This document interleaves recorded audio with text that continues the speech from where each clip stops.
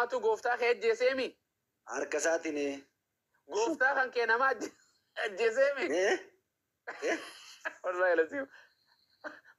Maal kana dide jara nagaraa na dhukkubee baran.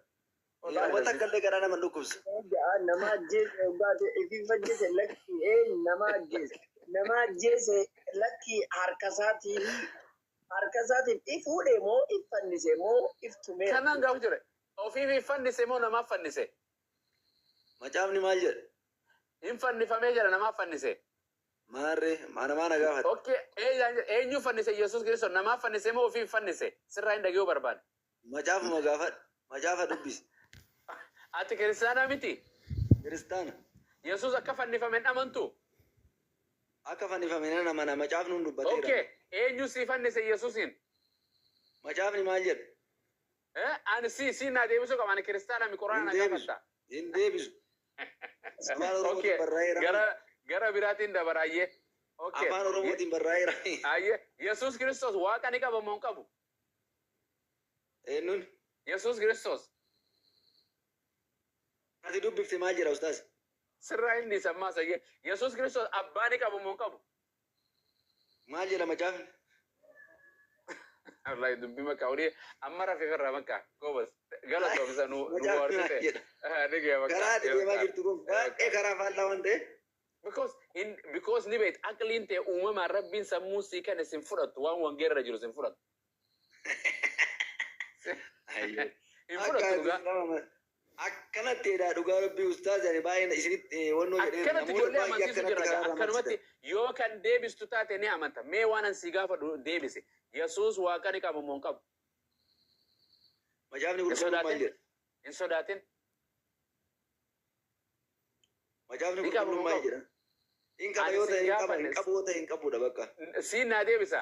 Annaan beeka macaafa kee dubbise ni qaba yoo ta'e hin qabu jettees yoo ati kijibde ragaan si gaafadha. Yoo dhugaa dubbatte ragaa si hin gaafadha. Yesuus Kiristoos waaqa ni qabu. Ustaaz Mu'aaze nan gaafatin maali jedhi qaba? Gaafii sirii na gaafachaa hin jirtu waan ta'eef dubbisi macaafa.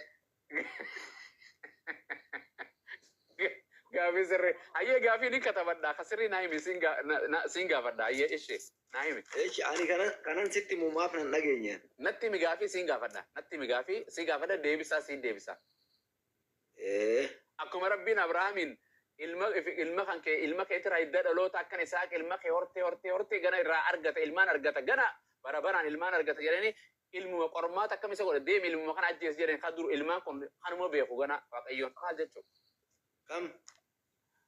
Okay, gaafii naa kan isin gaafadha. Abrahaam illee ilma ajjeeseera? Deemi ilma kan kee qormaataaf gartee aarsaa godhe jedheen saniin baan. Okay, gaafii naa kan naa si gaafata seeraa katabadde. Maal na gaafata? Gaafii sirrii miti gaafii sirrii nan gaafanne naan hin jenne kan sirrii naa kan kaati.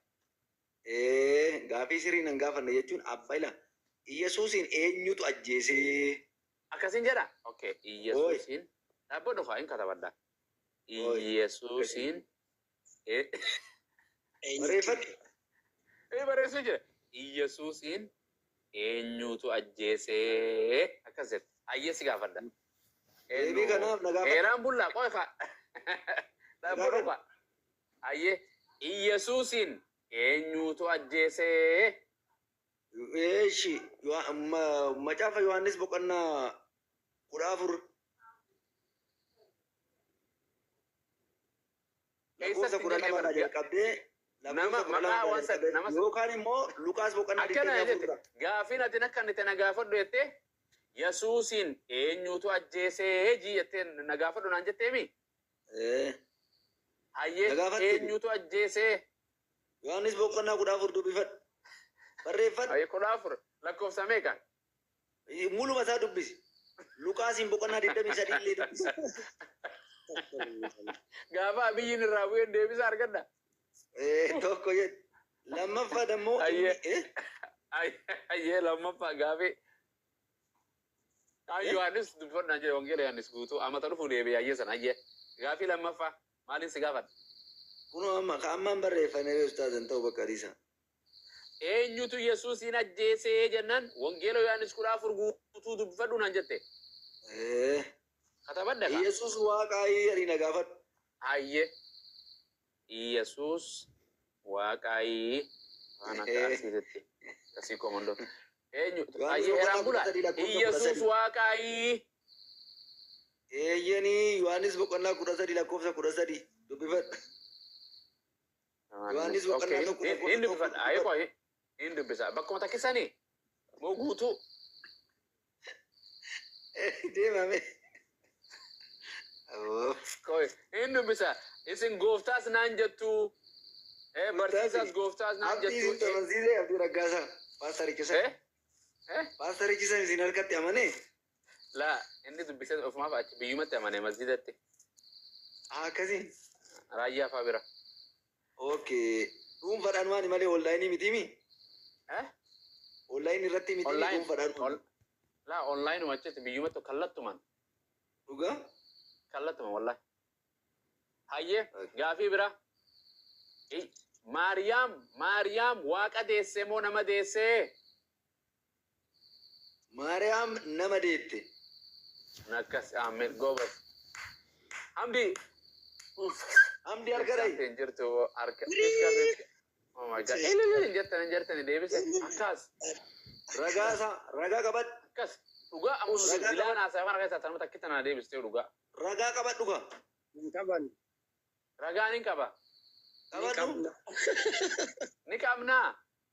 Qabadhu illee dabala. Isaayyaas boqonnaa danduratti san sagal lakkoofsachaa. Ilmi dhalata, ilmi nuuf dhalate. Ilma dhalate ilmi sun nama ture. Garuu ati godaan. Mariam nama dhaqanii akkas nu deebise takkitti na dhugaa. Fudhanne sajjalanne tana sajjalanne. Kitaaba wangeelaan macaafa qulqulluun qaba kitaabaa miti. Mee banaa bakka sani kutaa sanaa banaa dubbisame. Ilmi nuuf dhalateera. Isaayyaas hin dhayinuun feenu masaatan. Isaayyaas maa kakuu moofaa keessaa badee kakuu baraarawaa kakuu moofaa baraarawaa kakuu harawaa jedha. Ila kun argitaniire garaagarummaan keenya as jala wal jala badde dubbii. Maa duraan tokko enne. Yesuus gooftaadha jaalattanii jaalachuu baatanii koottaa. Gooftaa miti jenne waaqaa miti. Atuu nama nuun jettee maali? Maariyaam nama deessee nuun jenne. Amma boru hin jirta saa kamiin jirta boru what time you free qonnaan kan kee yoomi. Yaa guyyaa hojiin oolaa. Ayyee. Galgala sooma kana jirta boru. Galgala kootti ishee. Foloo ergadhu foloo si deebisaa tole. Ishii foloo isinii hin godheera. Nama kuma kudha naa ergeessi. Nama tokko buuseetiin yeroo ansirraa gabbu'e. Adii si deebisaa. Eeraan bulla tole. Maqaan kan keessan kamaatii maali? Kamaatii kunoo foloo isin godheera. Siif deebisa nama kuma kudhan guutee asirraa nama yoon dilliit nama tokko ofirraa if jalaa baasuu qaba. Okay akkasii. Yaa. Hamidi Ifaale isinillee foloo na godhaati. Qaceellatti waliin. Maaliin sirraa baradha yaabbale taqish. Foloo na godhaa deebisa. Yesuusin barattan kaa Yesuusin isin jala dhokate kan. Waan kana na gaafadhu jettee nu barreessiteetii fi waan feete nutti himta akkanatti sirraa kanaaf foloo sirraa. Ustaaz. Ayyee. Ay Amdi. Ooyi. Maqaan keellee sirrii miti beektanii na waamtan nuun jettanii nuti Oromoodha. Maqaan kee eenyu atu maqaa kee naa himika. Heeraanuma kiyya maqaan. Heeraanii? Mee maqaa wayii naa baasa gaddisaatuma. Absalaa miliyoonaan jettanii ustaaz. Yoo guyyaa shaataa qabatte Haaruun sin jedha Haaruun. Haaruun. Ani immoo gaafa gara Yesuusii dhuftan isiniin eenyu akka jiru beektanii Phaawulos isiniin jedha. Maal gara Yesuusii jedha. Phaawulos maali? Phaawulos Roomee sadii takkaan si dubbisaa qo'i. Roomee 3:7. Mee dubbisaa. Bani akka jedhu laal. Waaqayyo Phaawulosiin godhee isin haa fidu.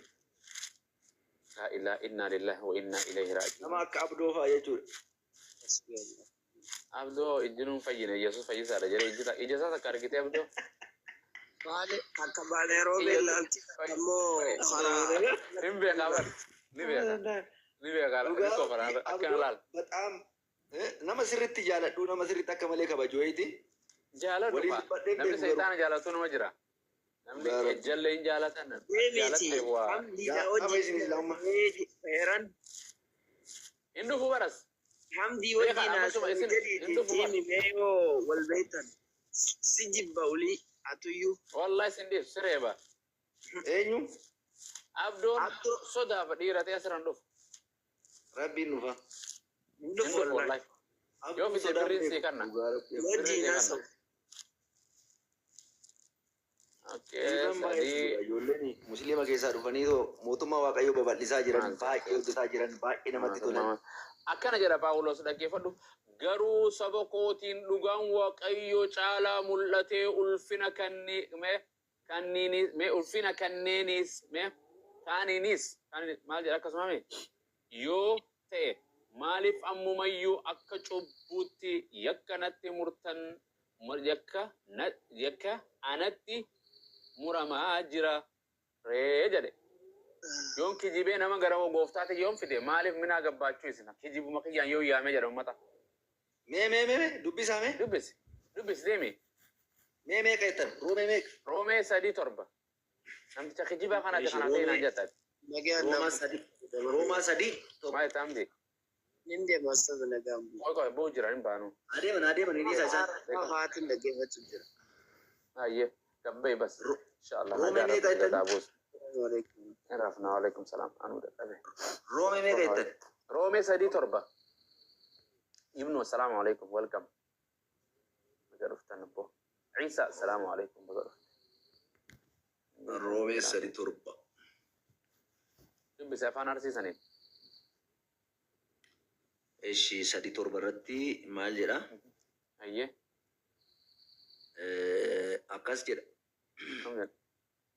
Yoo soba kiyyaan waa qabeessummaan waaqayyoo guddatee akkana ameen laalame tarbaame mee laale fa'a dubbadhu fiti mee namticha kanaan amanamummaa waaqayyoo laala aboo mata duree siin hin jenneen boqonnaa dubbisi afaan oromoo soba kan kootiin jedhe soba kan kootiin dhugaan waaqayyoo soba kiyyaan dhugaa qabeessummaa waaqayyoo dhugaa qabaataan guddatee ulfinni isaa baay'atee maaliif hanga ammaatti akka cubbamaa tokkootti natti muramare maal jechuun okay naayiki kana amma annaan beeka afaan hundaan hin beeka naayiki soba kiyyaani soba qabeessummaan waaqayyoo guddatee soba maaliitiin akkam jedhee soba maaliitiin soba kiyyaan maal jedhee sobe dhugaa qabeessummaan waaqayyoo yoon dhugaa waaqayyoo gartee isin fudhachiise isinitti lallabe maaliif kijibaan ani ta'a maaliif gartee nan murtanii jedhe. Kana jechuun maal jechuudha? Kana jechuun niin kijibaan gara gooftaa gara Yesuusitti gara waaqayyoo nama deemee gartee bakka hunda kutaa hunda keessa deemee yoon kijiba lallabee namni gartee shawwadee. Okay naayim maal jechuu naayim eeyyee. Carraasii kanne daqiiqaa 5 illee seefen kana. Jecha akkanaa afaan Phaawulos keessaa hin baane. Eenyu jedhe soba kootiin eenyu jechuudha sobni kun kan eenyuti eenyu kan kijibu jiru. Ustaaz akkasii miti. Ayyee hiike. Mee tasgabbaa. Ayyee hiike. Ilaalaale Phaawulos as biratti ilaali maal jedha isin fakkaate mee duubaa si goobasi boqolluma amma dubbatte afaan siikoo mandoo saniin dubbisi. Duubatti siqnee haa dubbifnu. Bakkuma takkiitti naa dubbisi kunuu gartee qaal akka jiru caafanni qulqullaa hundi gaggeessaa furu qulqulluutiin barreeffamee jedhefuma. Nama diddiin nama gorsuuf yaada jedhe. Ustaaz Muaz. Kana daran siif dammoo. Afaan Oromoo keessatti yoo barannu ilaala yaada waan tokkoo hubachuudhaafi ila jalqaba irraa kaanee mata duree isaa beekuu danda'u. Eessarraa eegaluu feete bakka feeterraa eegalu. Jalqaba irraa dubbifnee kaanee maaliif akka Phaawulos waan kana jedhe hubachuu danda'uu qabna. Dubbisi. Ani gaafii gaafadha. Dubbisi. Ilaala akkas jedha amanamummaa waaqayyoo jedheeti. Egaa Yuudii ta'uu bu'aa maalii qabaa jedha macaafa Phaawulos yookiin faayidaa qaba. Okay, si jalan deema kok takka ilaa hanqa kana waliin eeyyee jechaa galaa deemna. Hayyee gartee eegaa gartee Yuudii caalmaa maalii qabaa? Hayyeetti fufi. Yookiin faayidaa qaba. Hayyee yookiis karaa hundaanuu bu'aa guddaa qaba. Duraan durfamee dubbiin waaqayyoo Yuudotatti imaanaa kenname. Isaan keessaa tokko yoo hin amanin maal ree? Amantii dhabuun isaanii amanamummaa waaqayyoo ni hir'isaaree. Matumaa akkas hin ta'u namoonni cuftinuu sobdoota waaqayyoo immoo dhugaa qabeessa haa ta'u. Kunis sobdoota waaqayyoo dhugaa qabeessa. Waaqa cuftinuu sobdoota waaqayyoo immoo dhugaa qabeessa haa ta'u. Kunis isa akka ati dubbii keetiin dhugaa qabeessa taatuuf yommuu murtiitti dhiyaattuttis akka mo'attuuf jedhamee barreeffameedha jedha. Yoo jal'inni keenya qajeelina waaqayyoo mul'ise garuu maal jenna ree? Jal'inni eenyu? Yoo jal'inni keenya qajeelina waaqayyoo mul'ise jal'ina akkam? maal jenna ree? Jal'ina akkam? Jal'inni keenya jechuun dabni keenya wanni hojii nu hojjennu qajeelummaa waaqayyoo mul'isu jechuudha kun. Akkas yaayee itti fufi. Jennaree jedhee waaqayyo dheekkamsa isaa nutti fiduu isaa qajeelina dhabeetii kanas akka namaatiin dubbadha akkasii miti. Waaqayyo otoo qajeelaa ta'uu baate akkamitti addunyaatti muruu danda'aree otoo qajeelaa ta'uu baate? Ilaala. Otoo qajeelaa ta'uu baate akkamitti addunyaatti muraree? Yoo soba kiyyaan jedhe waa'ee ofii dubbatan.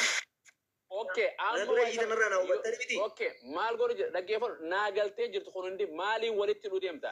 Paawuloos amma kana hunda yoon soba kiyyaan uummata amantii qabne kana agartee no naa galtee jira siifin galini siifillee amma galtee jirti asiin dura siifin galle boqonnaa kana takka dubbisteen beekti ani dubbiseen jira waan hin dubbisin arruma dubbisteeti arrumaan gartee sii kanaan jettaati afurani qabda amma hubattanii jirtu beekatiif irraa afurani qabda ani hubadheen jira goobasi atiitu nu hubatin amma hubattee jirta afaan oromoo na shawwadu siisin shawwadu